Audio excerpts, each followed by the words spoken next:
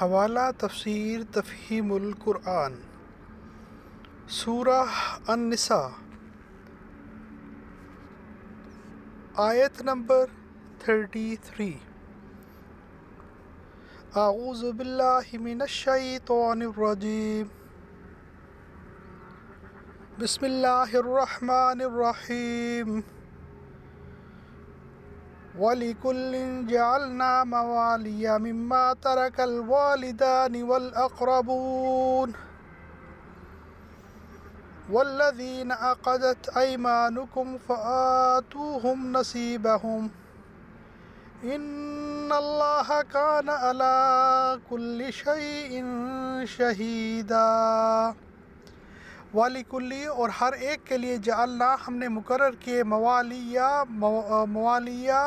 وارث، مما، اس سے جو ترکا، چھوڑ مرے، والدان، والدین، والاقربون، اور قرابت دار، والذین، اور وہ جو کہ عقدت، بن چکا، ایمانکم، تمہارا عہد، فآتوہم، تو ان کو دے دو، نصیبہم، ان کا حصہ، انا، بے شک، اللہ تعالی، کانا، ہے، علی، اوپر، کل شیء، ہر چیز، شہیدہ، گواہ، اور ہم نے ہر اس ترکے کے حقدار مقرر کر دیے ہیں جو والدین اور رشتہ دار چھوڑیں۔ اب رہے وہ لوگ جن سے تمہارے عہد و پیمان ہوں تو ان کا حصہ انہیں دو، یقیناً اللہ تعالی ہر چیز پر نگران ہے۔